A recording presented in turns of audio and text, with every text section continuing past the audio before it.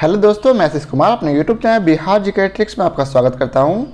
आज हम लोग भारतीय अर्थव्यवस्था के अंतर्गत वैदेशिक क्षेत्र के पहले चैप्टर अंतर्राष्ट्रीय व्यापार का दूसरा पार्ट को इस वीडियो में देखेंगे। तो यदि आप लोगों ने अब तक हमारा channel Bihar GK tricks subscribe नहीं किया है तो इसे सब्सक्राइब कर लें, साथ ही बेल आइकन को जरूर दबाएं। तो आइए वीडियो को स्टार्ट करते हैं। तो आज का पहला प्रश्न है, भारत सरकार का कौन सा मंत्रालय भारत की विदेश व्यापार नीति से संबंधित है? तो इसका उत्तर है वाणिज्य एवं उद्योग मंत्रालय।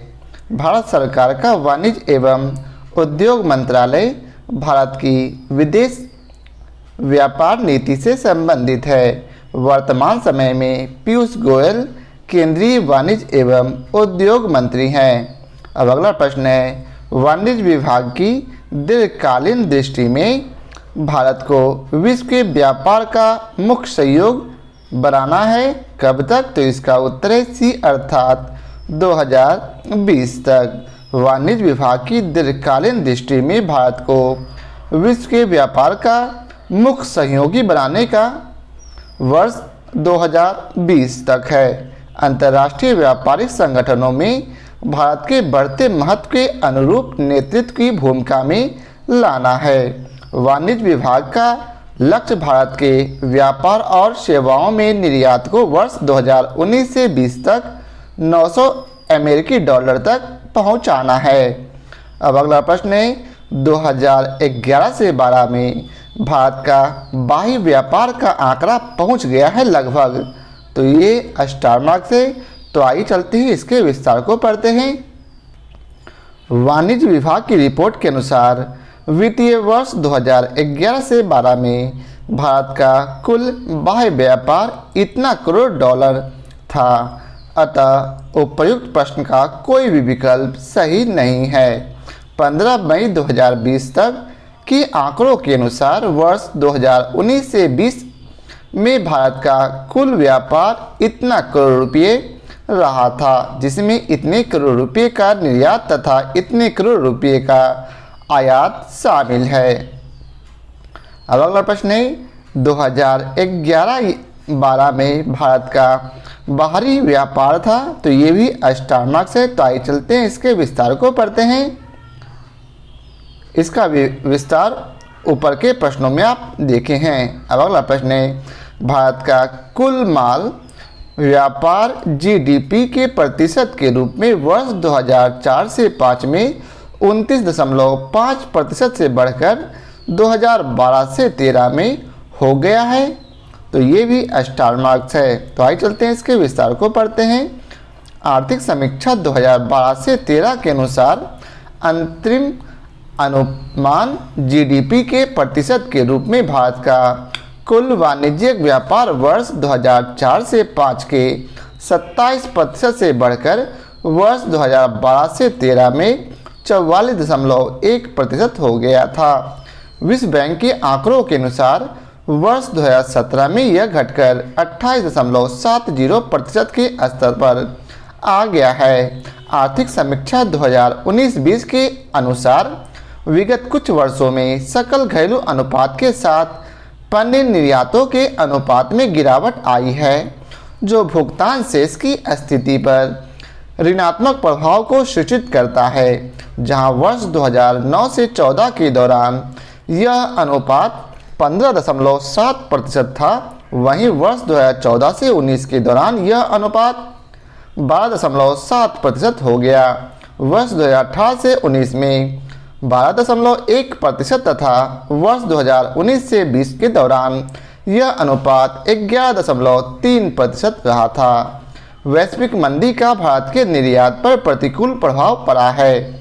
सरकार द्वारा मेक इन इंडिया कार्यक्रम पर अधिक बल देने को ध्यान में रखते हुए कुल निर्यात में विनिर्माण कार्य के भाग में वृद्धि अपरिहार्य है।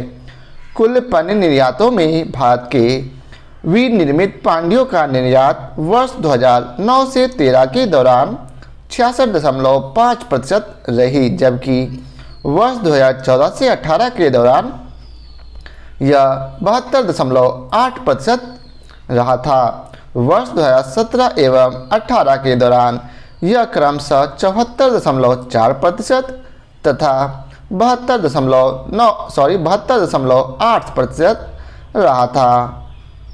अब अगला प्रश्न है, वाणिज्यिक सेवाओं के निर्यात में भारत का विश्व में वर्ष 2014 में क्या स्थान था? तो इसका उत्तर है 8वां। प्रश्नकाल में वाणिज्यिक सेवाओं के निर्यात एवं आयात दोनों में ही भारत का 8वां स्थान था। विश्व व्यापार संगठन द्वारा जारी वाणिज्य विभाग भारत सरकार की वार्षिक रिपोर्ट 2018 से 19 के अनुसार वर्ष 2018 में वाणिज्यिक सेवाओं के निर्यात तथा आयात में भारत का स्थान क्रमशः 8वां तथा 10वां था। पण्य व्यापार के संदर्भ में भारत की रैंकिंग निर्यात के स्तर पर 19वीं तथा आयात के स्तर पर 10वीं है, जबकि चीन शीर्ष निर्यातक तथा यूएसए शीर्ष आयातक देश है। वाणिज्यिक सेवाओं के निर्यात तथा आयात के संदर्भ में यूएसए शीर्ष पर है। अब अगला प्रश्न है, अंतर्राष्ट्रीय व्यापार में किस देश की अधिकतम हिस्सेदारी है? तो इसका उत्तर है संयुक्त राज्य अमेरिका। प्रश्नकाल में अंतर्राष्ट्रीय व्यापार में संयुक्त राज्य अमेरिका की हिस्सेदारी अधिकतम थी। दूसरे, तीसरे एवं चौथे स्थान पर क्रमशः चीन, जर्मनी और जापान थे। मई 2020 तक वर्ल्ड इंटीग्रेटेड ट्रेड सॉल्यूशन द्वारा जारी आंकड़ों के अनुसार वर्तमान में चीन की अंतर्राष्ट्रीय व्यापार में हिस्सेदारी सर्वाधिक है। चीन द्वारा वैश्विक आयात और निर्यात में हिस्सेदारी क्रमशः 9.07% एवं 14.57% है। वहीं यूएसए की भागीदारी क्रमशः 12.49% एवं 8.34% है। अंतर्राष्ट्रीय आयात में भारत का हिस्सेदारी 2.02% तथा निर्यात में 1.51% है। अब अगला प्रश्न है, वर्ष 2008 से 9 में भारत के व्यापार में सबसे बड़ा सहभागीदार निम्नलिखित क्षेत्रों में से कौन है? तो इसका उत्तर है एशिया व आसियान। प्रश्नकाल तथा वर्तमान में भी भारत के सकल व्यापार में सबसे बड़ा सहभागीदार एशिया था और है भी। आर्थिक समीक्षा 2019-20 के आंकड़ों के अनुसार प्रश्नगत क्षेत्रों की भारत के व्यापार में सहभागिता इस प्रकार है, जिसे आप लोग यहाँ देख सकते हैं। अब आइए चलते हैं अगले प्रश्न पर। तो अगला प्रश्न है, संसार के निम्नलिखित क्षेत्रों में से कौन सा एक हमारी आयातित वस्तुओं के अधिकांश की पूर्ति करता है? तो इसका उत्तर है सी अर्थात एशिया और ओशियान। अब अगला प्रश्न है, वर्ष 2011 में भारत का शेष विश्व से अंतर्राष्ट्रीय व्यापार में प्रतिशत हिस्सा किन दो देशों के युग्म का सबसे अधिक था? तो इसका उत्तर है ए अर्थात चीन और यूएई के युग्म का। वर्ष 2010 से 11 एवं 2011 से 12 के आंकड़ों के अनुसार भारत के अंतर्राष्ट्रीय व्यापार में यूएई एवं चीन का हिस्सा सर्वाधिक था, अतः विकल्प ए सही है। आर्थिक समीक्षा 2019 से 20 के अनुसार भारत के अंतर्राष्ट्रीय व्यापार में 3 बड़े साझेदार देश हैं, संयुक्त राज्य अमेरिका, उसके बाद चीन और फिर यूएई। अब अगला प्रश्न है, निम्न में से कौन सा देश भारत का सबसे बड़ा व्यापारिक साझेदार है? तो इसका उत्तर है बी अर्थात यूएसए।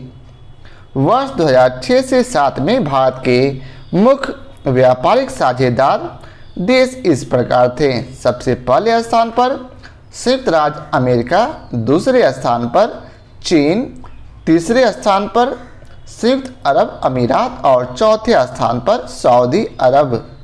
अब अगला प्रश्न है, भारत का अधिकतम विदेश व्यापार है किसके साथ? तो इसका उत्तर है यूएसए के साथ।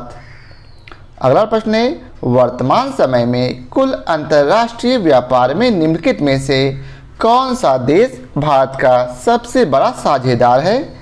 तो इसका उत्तर है डी अर्थात चीन।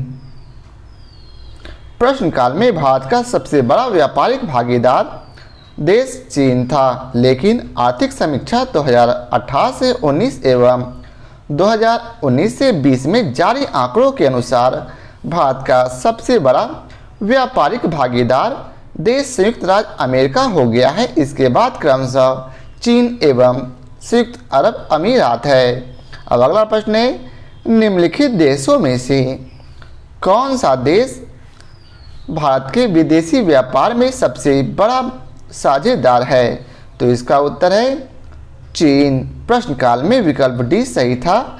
वर्तमान हेतु उपर्युक्त प्रश्न की व्याख्या देखें।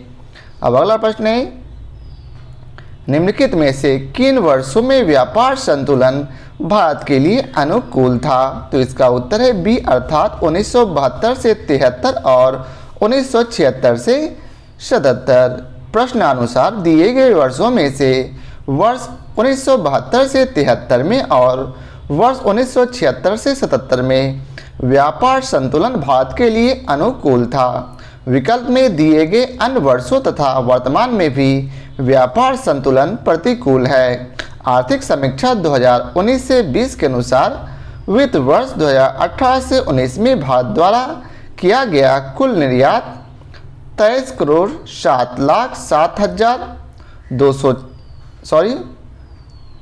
2 करोड़ 30 लाख 7,726 करोड़ रुपये रहा था तथा कुल आयात इतना करोड़ रहा, जिससे कुल व्यापार घाटा इतने करोड़ रुपये का रहा था।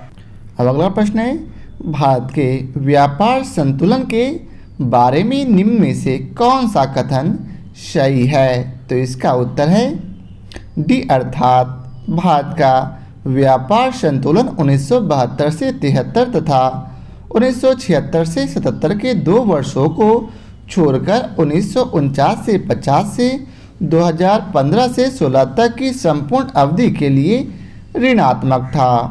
भारत का व्यापार संतुलन वर्ष 1972 से 73 तथा 1976 से 77 के 2 वर्षों को छोड़कर वर्ष 1949 से 50 से 2015 से 16 तक की संपूर्ण अवधि के लिए ऋणात्मक था। आर्थिक समीक्षा 2019 से 20 के अनुसार वर्तमान में भी कुल व्यापार में असंतुलन की स्थिति है। अब अगला प्रश्न है, निम्न कथनों पर विचार कीजिए। इन कथनों में से कौन सा सही है? तो इसका सही उत्तर है ए अर्थात वर्ष 2001 से 2 में भारत द्वारा कच्चे तेल व पेट्रोलियम उत्पादों के आयात की मात्रा उसके कुल आयात की 27% थी। वर्ष 2001 से 2 में भारत द्वारा कच्चे तेल व पेट्रोलियम उत्पादों की आयात की मात्रा कुल आयात का 27.2% थी। वर्ष 2001 से 2 में पिछले वर्ष की तुलना में भारत के निर्यात में ऋणात्मक वृद्धि अर्थात -1.6% रही थी। अतः सही उत्तर विकल्प ए होगा। आर्थिक समीक्षा 2019 से 20 के अनुसार वर्ष 2018 से 19 में कुल आयातों में पेट्रोलियम पदार्थों का हिस्सा 27.4% रहा, जबकि 2019 से 20 में यह 26.4% अनुमानित है। अब अगला प्रश्न है, कथन ए भारत का व्यापार घाटा वर्ष 2012 से 13 में अधिकतम स्तर पर पहुंचने के बाद वर्ष 2013 से 14 के बाद निरंतर कम हो रहा है। कारण आ रहे वर्ष 2013 से 14 के बाद से POL तथा गैर POL घाटों में सामान्य गिरावट हुई है। तो इसका सही उत्तर है ए अर्थात ए और आर दोनों सही है तथा ए का सही स्पष्टीकरण आर है।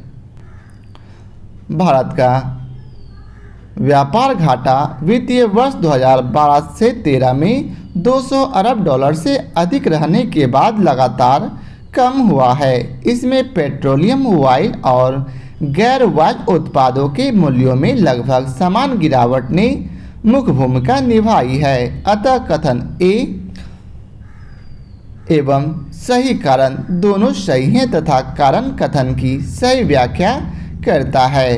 अब अगला प्रश्न है, वर्ष 1990 से 91 में वस्तुओं का निर्यात तथा आयात संयुक्त रूप से जीडीपी का 14.2% था।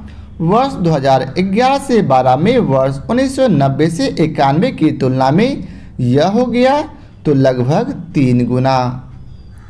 भारत के वाणिज्यिक व्यापार में 2000 के दशक के दौरान काफ़ी तेज़ी से वृद्धि हुई तथा यह वर्ष 2000 से 2001 के 94.1 बिलियन अमेरिकी डॉलर से बढ़कर वर्ष 2011 से 12 में 793.8 बिलियन अमेरिकी डॉलर हो गया था। विश्व व्यापार संगठन के अनुसार वैश्विक निर्यात और आयात में भारत की हिस्सेदारी वर्ष 2000 के क्रमशः 0.7% और 0.8% से बढ़कर वर्ष 2011 में क्रमशः 1.7% और 2.5% हो गई थी। सकल घरेलू उत्पाद अर्थात जीडीपी के प्रतिशत के रूप में भारत का कुल वाणिज्यिक व्यापार वर्ष 2011 से 12 में 43.2% रहा था, जो वर्ष 1990 से 91 के 14.2% की तुलना में लगभग 3 गुना है। अब अगला प्रश्न है, वाणिज्य विभाग की दीर्घकालीन दृष्टि में भारत को विश्व व्यापार में एक मुख्य प्रतिभागी बनना है कब तक? तो इसका उत्तर है वर्ष 2020 तक। वाणिज्य विभाग की दीर्घकालीन दृष्टि में भारत को वर्ष 2020 तक विश्व व्यापार में एक मुख्य प्रतिभागी के रूप में स्थापित करना है। अब अगला प्रश्न है, बंद अर्थव्यवस्था वह अर्थव्यवस्था है जिसमें न तो निर्यात हो और न ही आयात हो। बंद अर्थव्यवस्था से तात्पर्य ऐसी अर्थव्यवस्था से है जो विदेश व्यापार से अलग होती है। ऐसी अर्थव्यवस्था में अन्य अर्थव्यवस्थाओं के साथ न तो निर्यात होता है और न ही आयात होता है। दूसरे शब्दों में बंद अर्थव्यवस्था वाले देशों का अन्य देशों के साथ वस्तुओं, सेवाओं, पूंजी आदि का आदान प्रदान नहीं होता। अब अगला प्रश्न है, व्यापार संतुलन में निम्नलिखित में से कौन सम्मिलित होता है? तो इसका उत्तर है माल। दो देशों के मध्य किसी अवधि में हुए आयात तथा निर्यात के मौद्रिक मूल्य के अंतर को व्यापार संतुलन कहते हैं।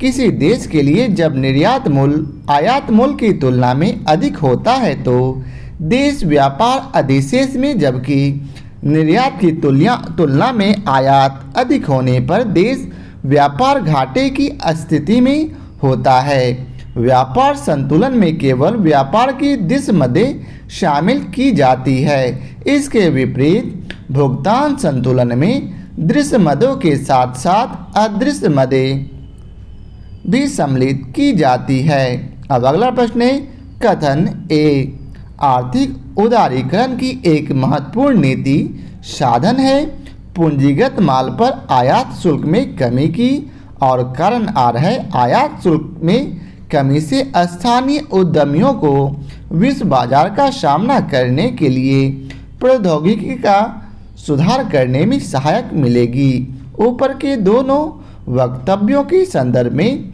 निम्नलिखित में से कौन सा सही है?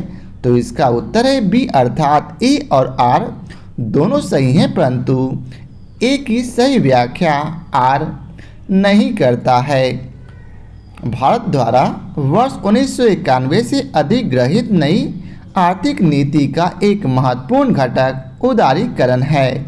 इसके अंतर्गत भारतीय अर्थव्यवस्था के विनियमन को बनाया जाता है, अर्थात आर्थिक गतिविधियों को बाजार के अनुसार संचालित होने की स्वतंत्रता दी जाती है। आयात शुल्क में कमी भी इसका एक महत्वपूर्ण नीति साधन है। इस उद्देश्य को ध्यान में रखते हुए 90 के दशक एवं इसके उपरांत भी आयात शुल्कों में केंद्र सरकार द्वारा क्रमशः कमी की गई। पूंजीगत माल पर आयात शुल्क में कमी से भारतीय उद्यमियों के लिए आयातित पूंजीगत माल एवं तकनीक पूर्व की अपेक्षा सस्ता दर पर एवं सुविधापूर्वक प्राप्त हुई, जिससे उनकी उत्पादन क्षमता में सुधार हुआ और वैश्विक स्तर पर उनकी प्रतियोगितात्मकता क्षमता में वृद्धि हुई। अतः कथन एवं कारण दोनों सत्य हैं, जबकि कारण कथन की सही व्याख्या नहीं करता है, क्योंकि प्रौद्योगिकी में सुधार आर्थिक उदारीकरण से स्वतंत्र है। अब अगला प्रश्न है, निम्नलिखित में से कौन माल के आयात हेतु विदेशी विनिमय की स्वीकृति देता है? तो इसका उत्तर है भारतीय रिजर्व बैंक। माल के आयात हेतु आयातक को विदेशी विनिमय की प्राप्ति के लिए भारतीय रिजर्व बैंक के विनिमय नियंत्रण विभाग के समक्ष आवेदन करता है। आवेदन के वैध पाए जाने पर विभाग इसे स्वीकृति प्रदान करता है। अब अगला प्रश्न है, भारत में जिंसों के निर्यात की श्रेणी है? तो इसका उत्तर है डी अर्थात उपयुक्त में सभी, अर्थात परंपरागत निर्यात वस्तु, परंपरागत किंतु अनिश्चितता वाली वस्तु और अपरंपरागत अच्छी संभावना वाली वस्तु। वर्तमान में भारतीय निर्यात को मोटे तौर पर 4 वर्गों में बांट सकते हैं। पहला है कृषि और संबंधित उत्पाद, जिसमें कॉफ़ी, चाय, खली, गरम मसाले, सूखे मेवे, फल, सब्जियां आदि आते हैं। वहीं दूसरे भाग में अयस्कों और खनिजों में मैग्नीज अयस्क, अभ्रक, कच्चा लोहा आदि आते हैं। और तीसरे भाग में इंजीनियरिंग वस्तुएं, निर्मित वस्तुओं में सूती वस्त्र, सिलाए वस्त्र, पटसन की वस्तुएं, चमड़े के सामान आदि। वहीं चौथे भाग में खनिज, ईंधन और लुब्रिकेंट्स इत्यादि आते हैं। भारत ने धीरे धीरे स्वतंत्रता पूर्व परंपरागत उत्पाद निर्यात करने वाले देशों से वर्तमान में गैर परंपरागत उत्पादित वस्तुओं के निर्यातक के रूप में स्वयं को परिवर्तित कर लिया है। फिर भी परंपरागत वस्तुओं का अभी भी निर्यात हो रहा है, लेकिन गैर परंपरागत वस्तुओं की तुलना में कम है। अब अगला प्रश्न है, वर्ष 2000 से 2001 में भारत द्वारा आयात की गई निम्न वस्तुओं में से रुपयों के मानांकन में कौन सी शीर्षस्थ थी? तो इसका उत्तर है डी अर्थात मोती, बहुमूल्य कीमती पत्थर और रत्न, जिसका आयात मुल्क आप लोग यहाँ देख सकते हैं कि 2001 में, 2017 से 18 में, 2018 से 19 में और 2019 से 20 में कितना था।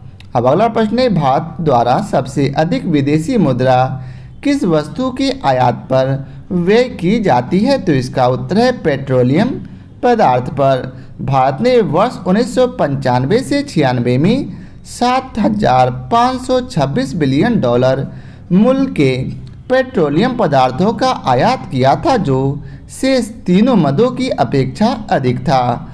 वर्तमान में भी भारत द्वारा शीर्ष आयातित मद पेट्रोलियम, ऑयल एवं लुब्रिकेंट्स ही है। अब अगला प्रश्न है, निम्नलिखित में से कौन भारत के मुख्य आयात में हाल ही के वर्षों में सबसे महत्वपूर्ण मद रही है? तो इसका उत्तर है पेट्रोलियम एवं खाद्य तेल। प्रश्नकाल तथा वर्तमान स्थित आर्थिक समीक्षा 2019-20 के अनुसार भी दिए गए विकल्पों में से पेट्रोल एवं खाद्य तेलों का संयुक्त योग भारतीय आयात की सबसे महत्वपूर्ण मद रही है। वर्ष 2018 में पेट्रोलियम पदार्थ एवं खाद्य पदार्थों की संयुक्त योग आप यहाँ देख सकते हैं। अगला प्रश्न है, हाल के वर्षों में भारत में आयात की सबसे बड़ी मदें हैं? तो इसका उत्तर है पूंजीगत वस्तुएं व पेट्रोलियम पदार्थ। भारत में आयात का सबसे बड़ा मद पेट्रोलियम पदार्थ है।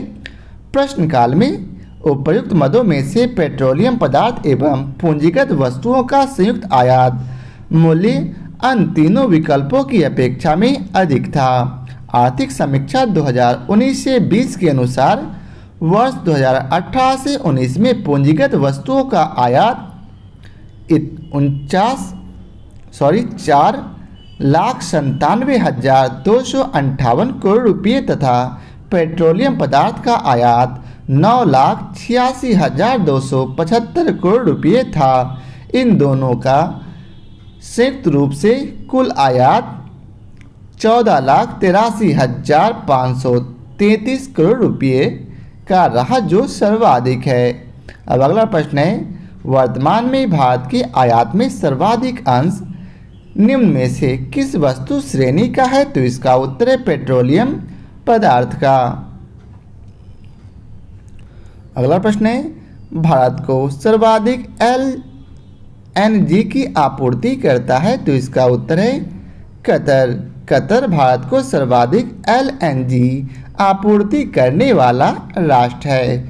भारत मुख्य रूप से कतर और ऑस्ट्रेलिया से दीर्घकालीन अनुबंधों के तहत एलएनजी आयात करता है और अपने प्राकृतिक गैस स्रोतों को विविधता देने की कोशिश कर रहा है। वर्ष 2017 से 18 के दौरान भारत ने सर्वाधिक आयात क्रमशः कतर, नाइजीरिया तथा ऑस्ट्रेलिया से किया।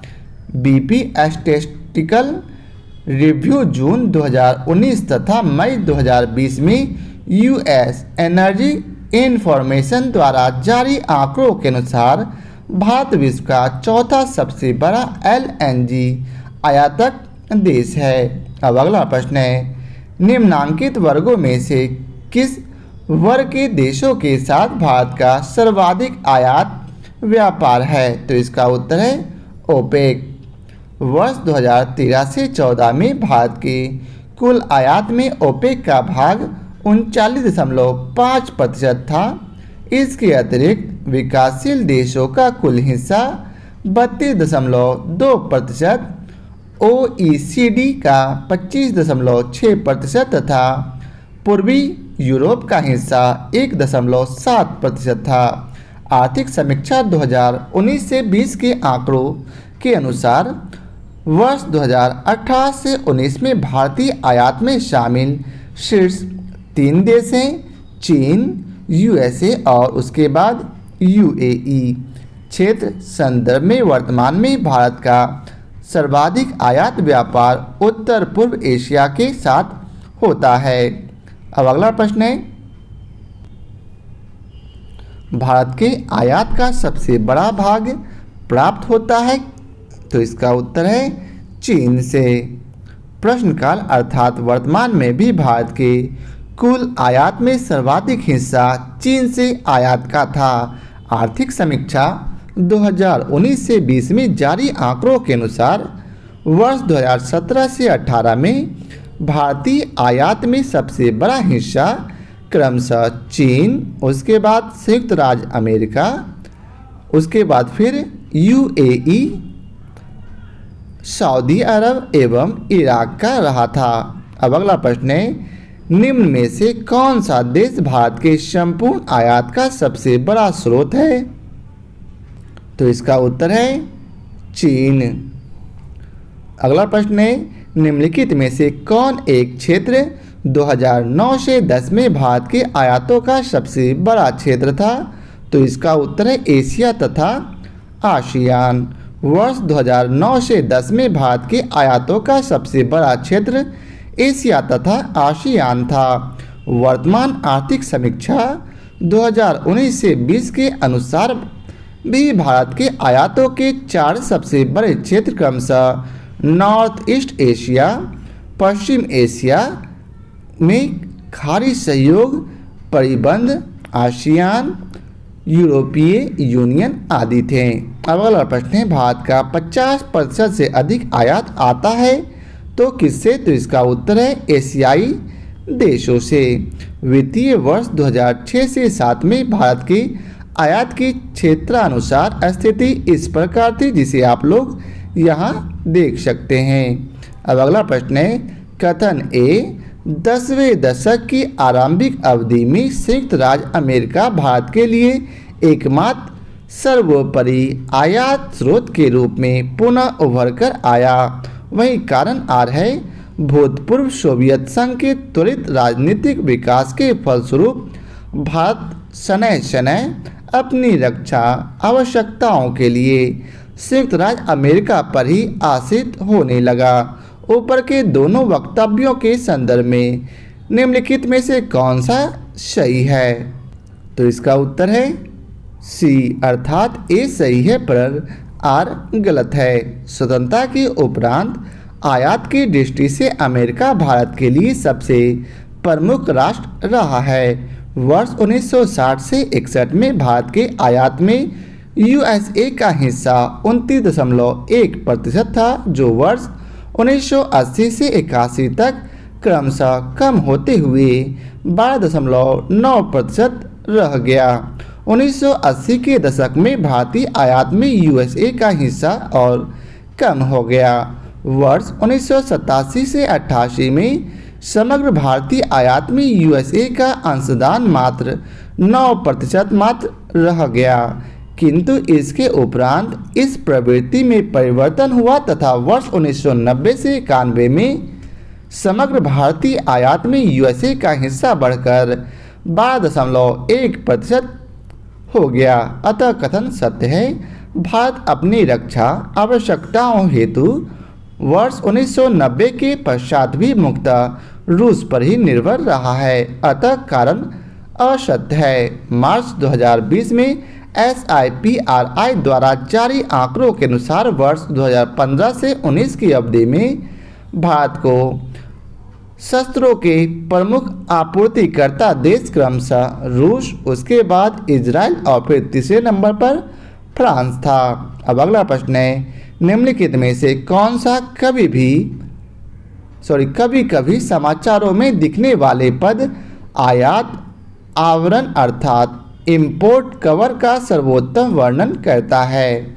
तो इसका उत्तर है डी, अर्थात यह उन महीनों की संख्या बताता है जितने महीनों के आयात का भुगतान देश के अंतर्राष्ट्रीय रिजर्व द्वारा किया जा सकता है।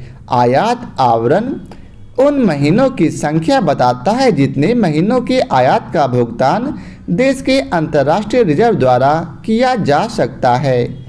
जून 2018 के अंत तक भारत का आयात आवरण 10.1 महीने था, जबकि जून 2019 के अंत तक यह 9.6 महीने हो गया। अब अगला प्रश्न है, भारत द्वारा आयात की जाने वाली निम्नलिखित मदों पर ध्यान दीजिए। 1995 से 96 के आंकड़ों के अनुसार मूल्य की दृष्टि से इन मदों का ह्रासमान क्रमशः इस प्रकार होगा। तो इसका उत्तर है बी। अब आइए चलते हैं इसके विस्तार को पढ़ते हैं। आप लोग यहाँ देख सकते हैं और जान सकते हैं कि ह्रासमान किस प्रकार हुआ था।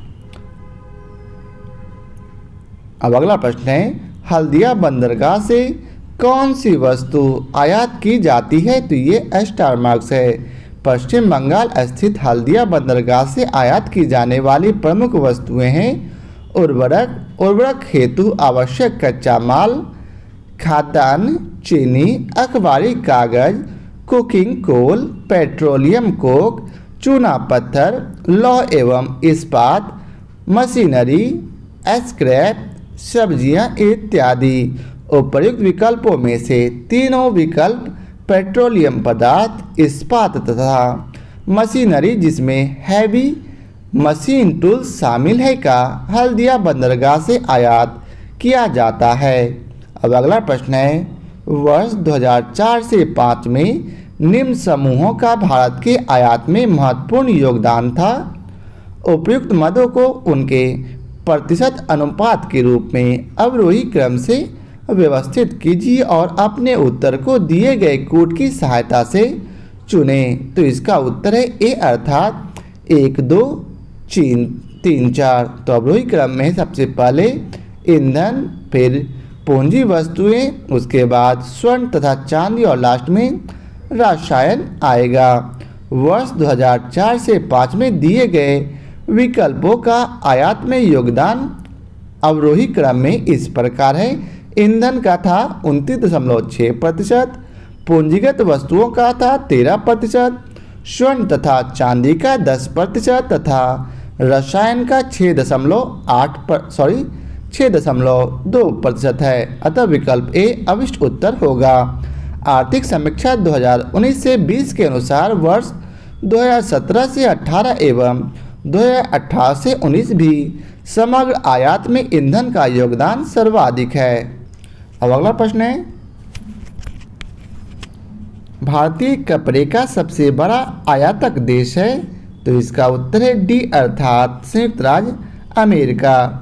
वर्ल्ड इंटीग्रेटेड ट्रेड सॉल्यूशन द्वारा जारी आंकड़ों के अनुसार भारतीय कपड़े का सबसे बड़ा आयातक देश संयुक्त राज्य अमेरिका है। वर्ष 2018 में संयुक्त राज्य अमेरिका को भारत ने सर्वाधिक कपड़े का निर्यात किया। उसके बाद क्रमशः बांग्लादेश, यूएई, यूके तथा चीन का स्थान है। अब अगला प्रश्न है, आयात की प्रक्रिया आरंभ होती है। तो इसका उत्तर है इंडेंट से। आयातक सर्वप्रथम भारतीय रिजर्व बैंक के पास आयात के लिए अभिष्ट विदेशी विनिमय हेतु आवेदन करता है। विदेशी विनिमय स्वीकृति होने के पश्चात आयातक इंडेंट के माध्यम से निर्यातक को आपूर्ति हेतु ऑर्डर देता है, जिससे आयात की प्रक्रिया प्रारंभ होती है। अब अगला प्रश्न है, साख पत्र दिया जाता है। तो इसका उत्तर है एक आयातकर्ता द्वारा। अंतर्राष्ट्रीय व्यापार में साख पत्र एक भुगतान सुनिश्चित करने संबंधी दस्तावेजी साख है, जो आयातकर्ता के निवेदन पर किसी वित्तीय संस्थान द्वारा जारी किया जाता है। अब अगला प्रश्न है, साख पत्र प्रस्तुत करना होता है। तो इसका उत्तर है आयातकर्ता द्वारा। अब अगला प्रश्न है, वर्ष 2004 से 5 में निम्न में से किस मद का भारत के निर्यात में सर्वाधिक हिस्सा था। तो इसका उत्तर है सी अर्थात विनिर्माण वस्तुएं।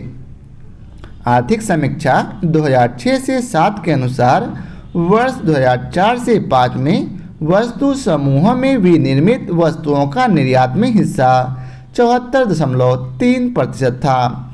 आर्थिक समीक्षा 2019 से 20 के अनुसार वर्ष 2017 से 18 एवं 2018 से 19 में भी सर्वाधिक हिस्सा क्रमशः 71.2% एवं 70.3% विनिर्मित वस्तुओं का ही है। उसके बाद कच्चा तेल एवं पेट्रोलियम उत्पाद 14.5% तथा रत्न एवं आभूषण 12.2% का स्थान है। अब अगला प्रश्न है, निम्नलिखित में से किस वस्तु का 2017 में भारत से निर्यात सर्वाधिक रहा है। तो इसका उत्तर है अभियांत्रिकीय वस्तुओं अर्थात इंजीनियरिंग सामान का, जिसे आप लोग यहाँ देख सकते हैं। इसका व्याख्या यहाँ दिया गया है। अब अगला प्रश्न है, पिछले कुछ वर्षों में मूल्य के संदर्भ में भारतीय निर्यात का सबसे महत्वपूर्ण मद रहा है। तो इसका उत्तर है सी अर्थात खनिज ईंधन एवं स्नेहक। प्रश्नकाल में खनिज ईंधन और स्नेहक भारतीय निर्यात में सर्वाधिक योगदान करते थे। आर्थिक समीक्षा 2019 से 20 के अनुसार वर्ष 2018 से 19 में शीर्ष निर्यात हिस्सेदारी वाले 5 मदे कच्चे तेल एवं पेट्रोलियम उत्पाद मोती, मूल्यवान अर्धमूल्यवान पत्थर, ड्रग फॉर्मुलेशन, जैविक पदार्थ, रत्न एवं आभूषण तथा मशीनी उपकरण है। अब अगला प्रश्न है, किसके निर्यात से भारत की निर्यात आय में सर्वाधिक योगदान होता है। तो इसका उत्तर है रत्न एवं आभूषणों के प्रश्न काल में दिए गए विकल्पगत मदों में विकल्प बी सत्य था वर्तमान हेतु उपयुक्त प्रश्न की व्याख्या देखें। तो आज के लिए बस इतना ही। आशा करता हूँ आप लोगों को हमारा यह वीडियो पसंद आया हो। यदि आप लोगों को हमारा यह वीडियो पसंद आया हो तो इसे लाइक और शेयर जरूर करें। फिर मिलते हैं नए चैप्टर के साथ। आज के लिए बहुत बहुत धन्यवाद।